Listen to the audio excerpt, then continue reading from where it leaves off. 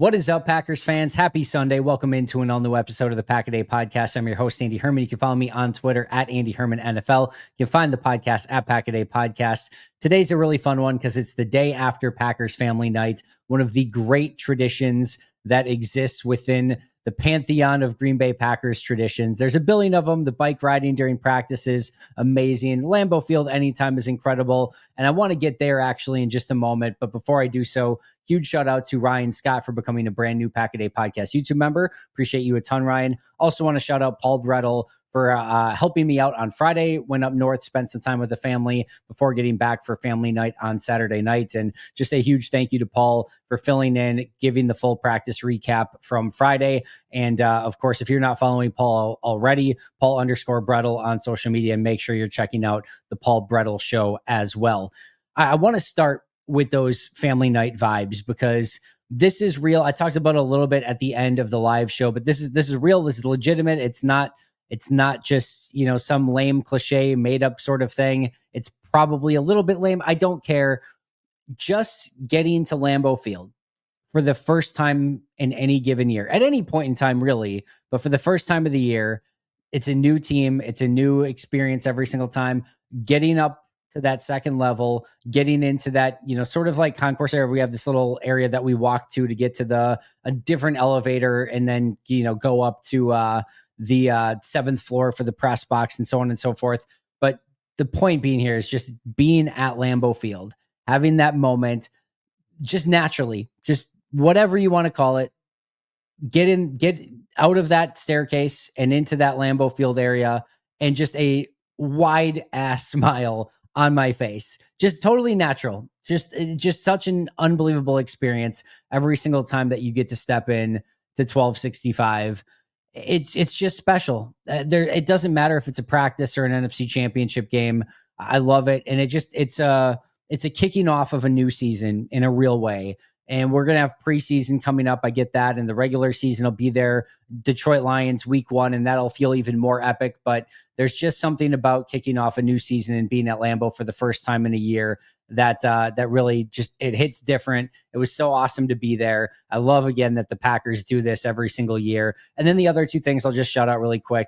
Just seeing a bunch of people being at Lambeau Field for the first time, families that maybe don't get to usually go together as a family. It's just a different atmosphere. It's so cool to be a part of, and I love seeing that aspect of it. And then last but not least, I saw somebody in a Micah Robinson, number 26, look like kind of like a homemade shirt jersey, and just taking in Lambeau Field and being so excited to be there. And it's just such a great reminder that for these 7th round picks, undrafted free agents, for everybody that's there, they've got family that's celebrating that their son is a member of the Green Bay Packers. It is such a cool moment. Some of these players may never play a down in an NFL regular season game. Some of them will make it to the practice squad. Others will go on to be potentially stars in this league. But that opportunity, I can't even imagine if either of my sons had that opportunity to play in the green and gold at Lambeau Field, even if it was just for family night. What a unbelievable experience. And for this person, I don't know who it was, if it was a sister or I have no idea,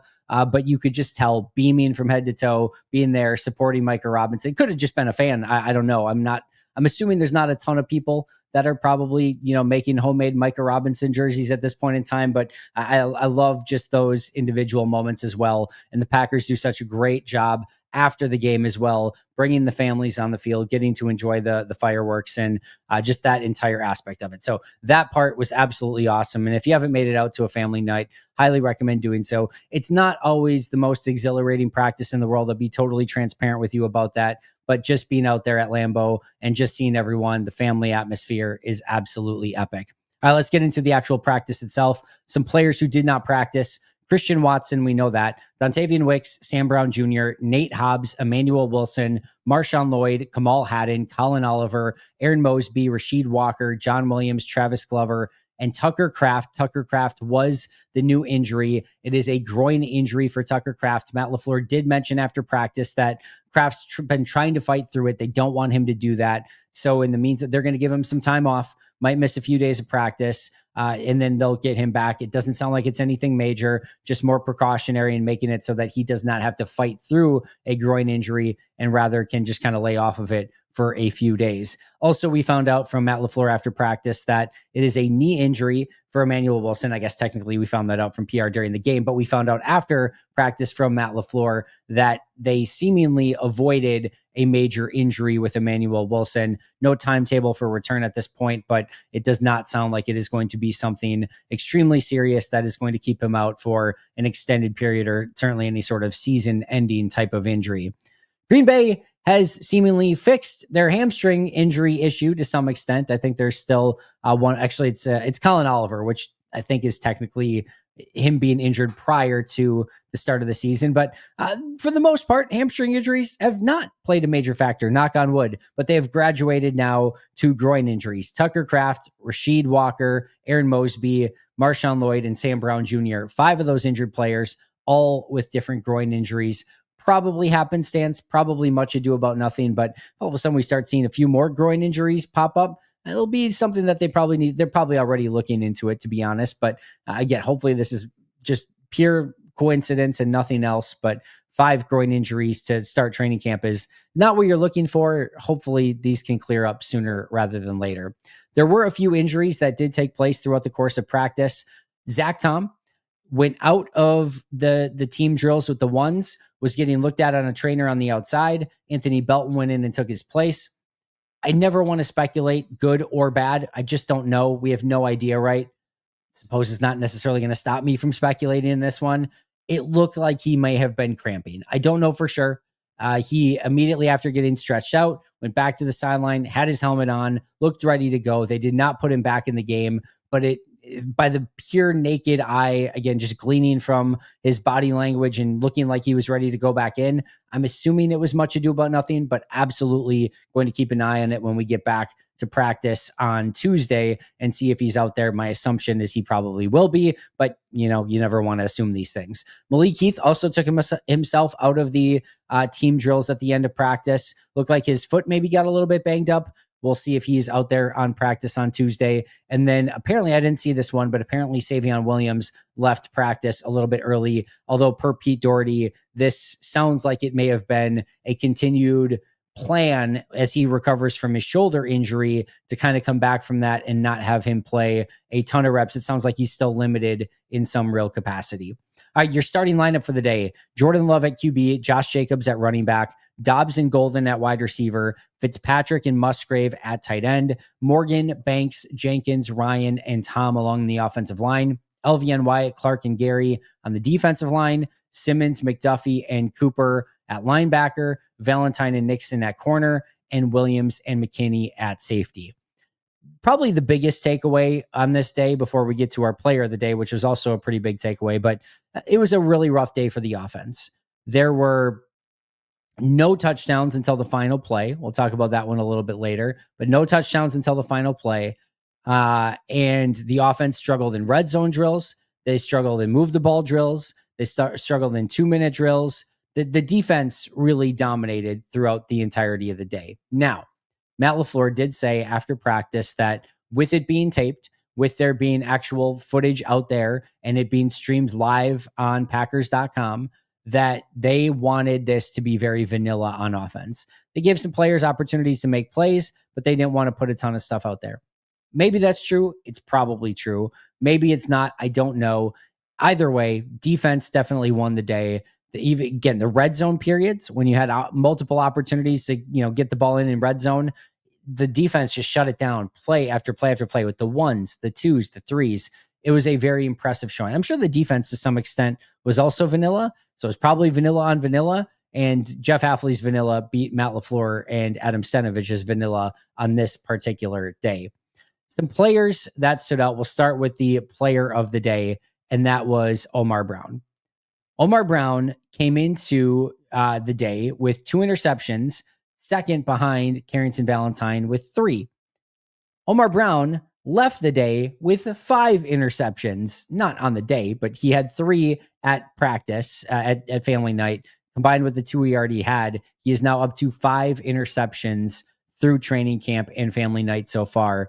I've been talking about Omar Brown a little bit. I talked with Justice Mosqueda about him, saying that I think he can really get his name in at least at least somewhat of a conversation at the back end of the safety room.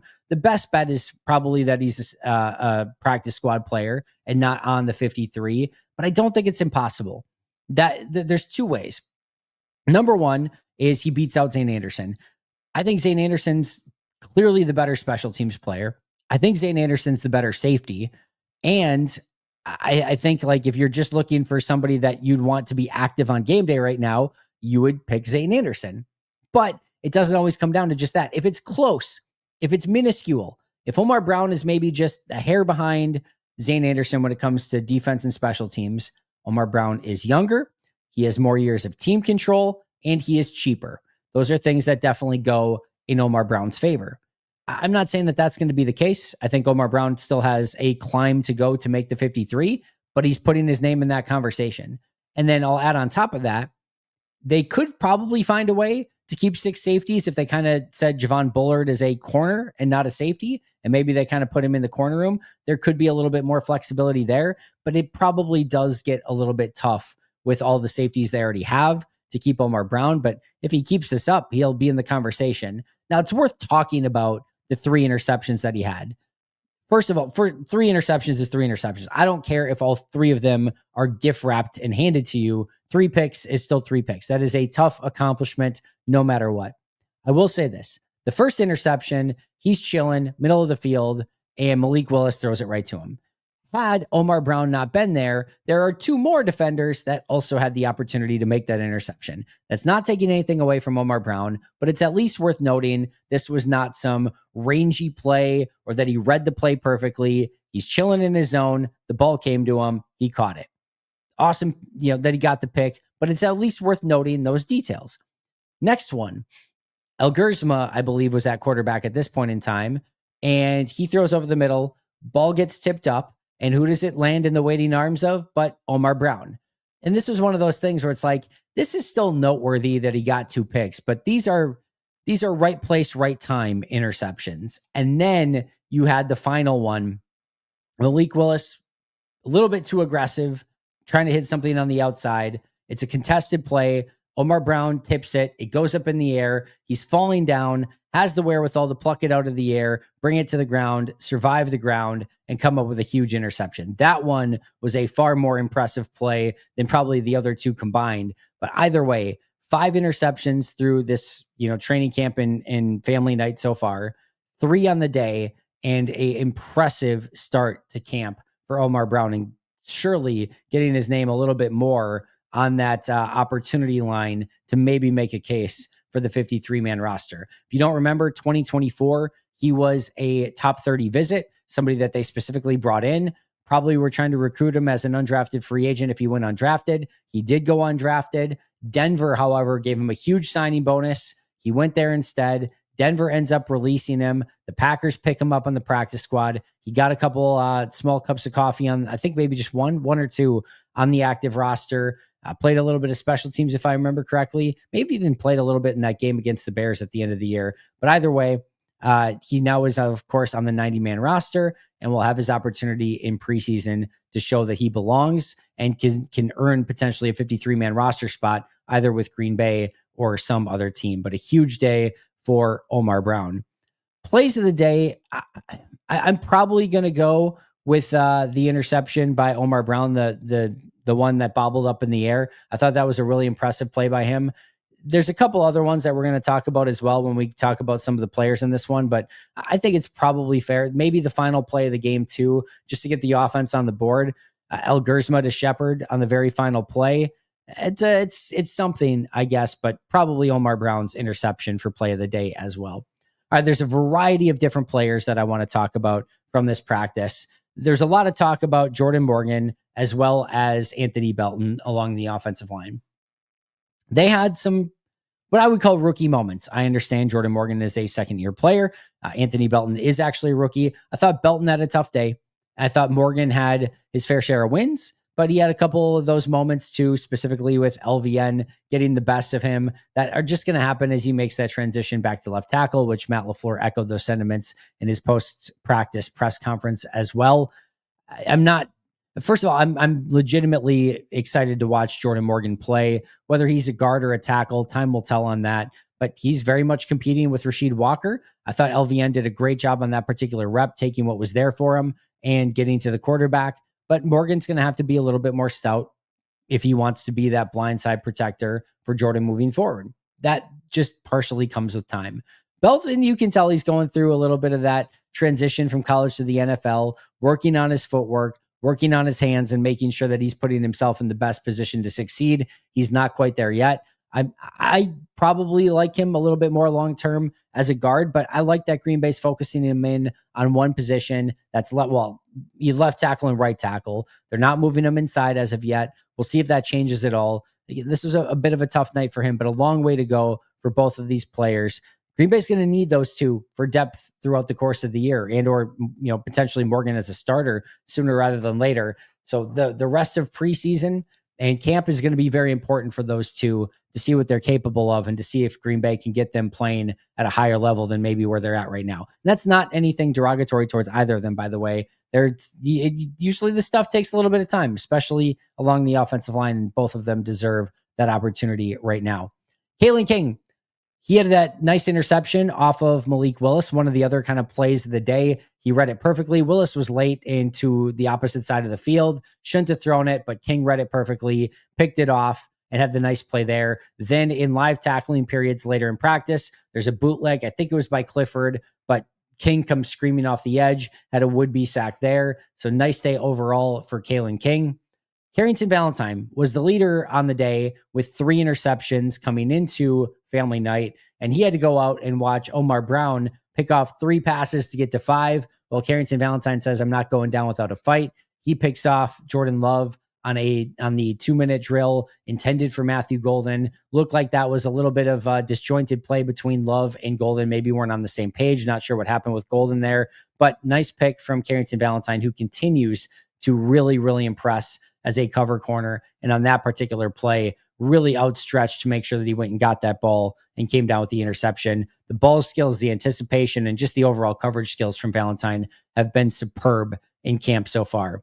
Edgerrin Cooper, couple teleportation plays. He's in the linebacker spot. He's in the backfield. Just blink of an eye. It's just so fun to watch him play football. Just do stuff that you don't see from players at that position. It's a unique skill set. I love watching it. He's only getting better, and hopefully he can stack that success once the season starts and really become what he is capable of becoming, which is, in my opinion, one of the best linebackers in football. But I thought he had a couple nice plays. It's tough at linebacker, right? You're not going to get many picks. You're not going to get many forced fumbles, especially in practices like this. So you have to be, and you're not going to be tackling players. He's not doing any live tacklings as the best linebacker on the team.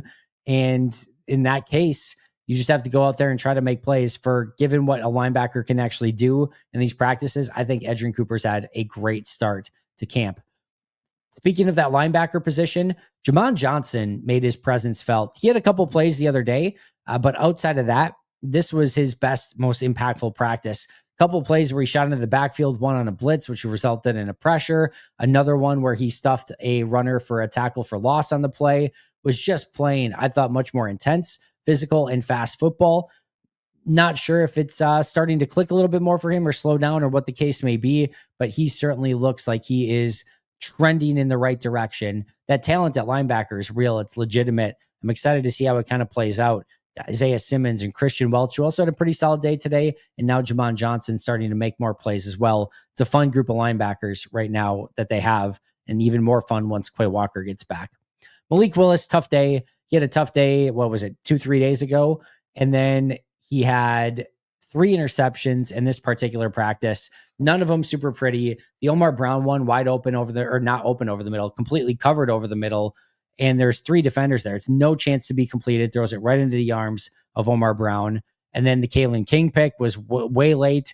And then the other pick to Omar Brown as well, where Brown went up and made a big play. Just not taking care of the football. We haven't seen him be quite as sharp. He can rip it when he is in rhythm. He can find his receivers, know where he's supposed to go, and throw a real gorgeous ball into any of those guys. It's not really been an accuracy issue. It's been a decision-making issue from Malik Willis. Not great decision-making this past week. I think he had 3 interceptions in one practice, another 3 during family night. He's got to get that cleaned up. I think it's different if he's playing in a game and starting in a game and in control of that number one offense. He probably takes a little bit better care of the ball, but that's not something you should be able to turn off and on. You want to start seeing that get cleaned up a little bit and to some extent.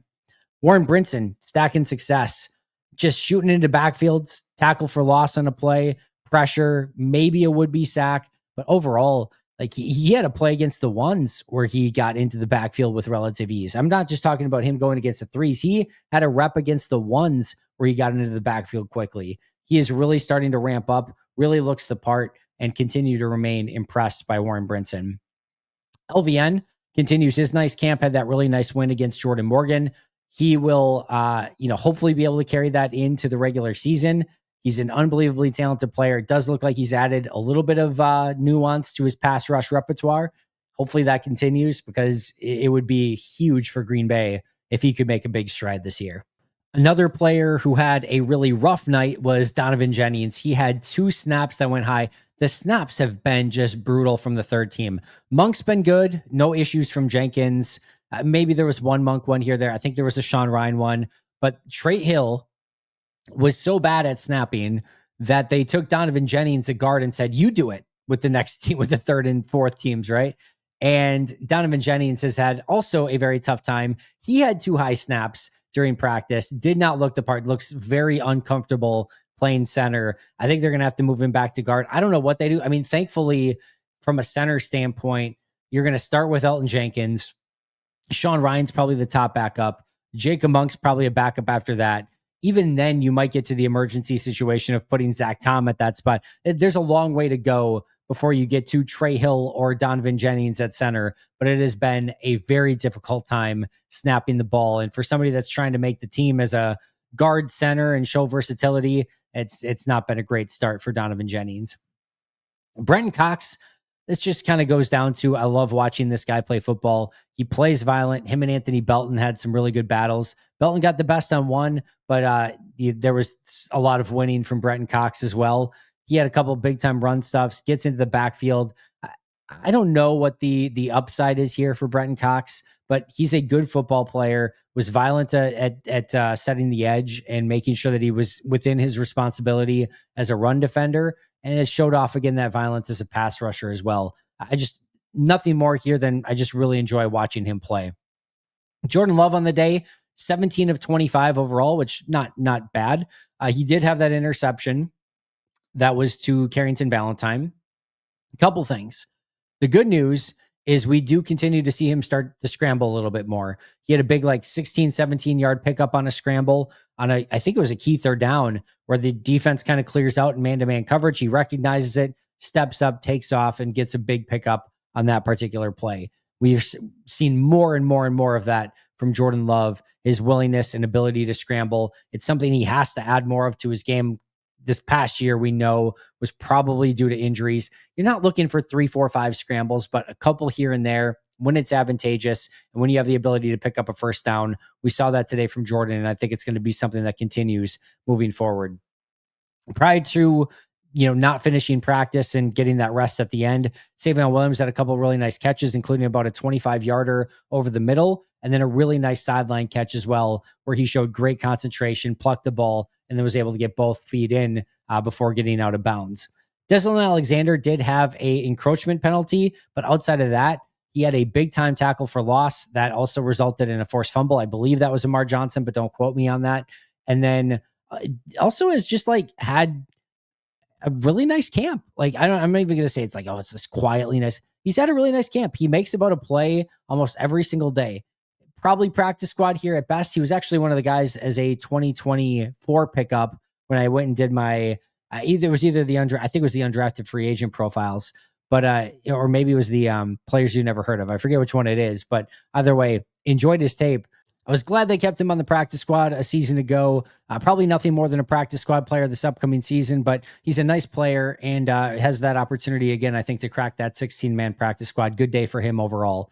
Daniel Whalen, he had a nice day punting, but there was one punt in between. He was just kind of working off to the side. This thing freaking defied gravity. He punted this thing. I wish I had my stopwatch on me.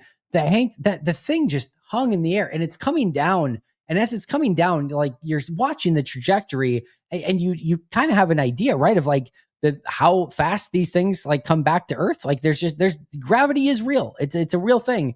And this ball just like hung in the air, hung in the air, hung in the air. It was remarkable. It literally looked like it was just like it looked like it had like actual like Michael Jordan in his prime hang time. That's what it looked like. It's just an unbelievable punt. It was really cool to watch in real time. The hang time for him right now is just ridiculous. Romeo Dobbs, I thought he had a really nice day as well. Caught a couple plays down the field, and almost got in the end zone on one. But either way, he just looks like he's having fun, enjoying himself. Looks like a totally different Romeo Dobbs. Had fun on the drill, trying to catch 6 balls at the same time on the jugs machine. Just a different mentality, it seems like, from Romeo Dobbs. It's paying off for him. He looks really good out there. And then last but not least, Brandon McManus. There apparently is a video. I did not watch the actual video yet of Family Night, but apparently there's a video of Brandon McManus missing a kick. I saw it all throughout the comments on my live show. I saw people commenting online as well. But if you go and you look at Bill Huber, Paul Brettel, Pete Doherty, any of the guys that did the full practice squad write-ups, Matt Schneidman, Brandon McManus, 8 for 8, 8 for 8, 8 for 8, 8 for 8. So here's what you need to know. Apparently, again, I didn't see it. Apparently, it's out there that Brandon McManus missed a kick on the Family Night broadcast. When Brandon McManus is kicking on his own or just working with the long snapper and holder and kicking, those are not part of the counts that the beat is doing. It's only in the actual 11 on 11s when they're actually doing what we call live, or what the Packers would call live kicking drills. Not live because they're not really trying to go for the blocker, annihilate each other up front, but like they're actually going through a full field goal kick with 22 guys on the field. Those are the ones that are being tracked, not just the ones that he's kind of practicing off to the sides. Those are real, true kind of practice kicks. The ones where you actually get everyone on the field are more like actual clutch game type situation kicks. So those are the ones that are being counted. So my guess is he missed one, just, kind of doing some work, maybe either on his own or with, Whalen and Orzik. Either way, in the team activities, he did not miss any, went 8 of 8. And therefore, when you see the beat put out there that he still only missed one field goal, that is why, even though he may have missed one, just again, working to the side on his own or with his special teams, trio of himself, Whalen, and Orzik, whatever it might be, it's a little bit different than we're actually doing the 11 on 11s, which is why my guess is that one was not being counted. All right, 2-minute drills. Malik Willis, not able to get his going, had a pretty bad check down with not much time left, which completely derailed the drive. That drive failed. Love to Golden, picked off by Carrington Valentine. That one also failed. And then the ones got one more opportunity. And it was, there was some ones mixed in, some twos mixed in, but also some 3s and 4s. Isaiah Dunn's out there. Gregory Jr.'s out there. So kudos to the ones for moving down the field, but it was not exactly the toughest competition on defense. But Jordan was able to get them the second time around down into field goal range. And of course, McManus crushed that field goal for the game winner in that situation. And then finally, at the end of the practice, the very last play, Taylor Algersma to Shepard on the outside for a touchdown. It was a 4th and 3. It was probably going to be the last play of practice if they had an incomplete pass there. Instead, Algersma hits a back shoulder fade to Shepard. Nice adjustment by Shepard and a great throw by Algersma. Big time touchdown at the end of practice there to salvage something for the offense on a day where they could not get in the end zone up until the very final play of practice. That is going to do it for me today. Thank you so incredibly much for joining me. I appreciate it so much. I will see you guys very, very soon. Shout out to our All-Pro and Hall of Fame members, Mo State and Minnesota, and PJ Wynn, John Wild, Brandon Paletta, Boom Handle, Donald Lee, Lori Lord, Baby QB, David McCluskey, Donald Decker, Alex Wong, Peter Ritaka, Jay Zimmerman, B. Brown, Puerto Rican Packer, Dan Gessford, Dylan Pat Scott, SoCal Pack, Chris Rager, Izzy Roberts, Ian Ewing, Carlo Delgado, Willie Winkle, Stinkle, Jen Wright, The Gable Storm, Matt Geiger, Pack Attack Cast, Chris Weish, and Griff Henblee. I'll see you guys soon, but until next time, and as always, go Pack Go.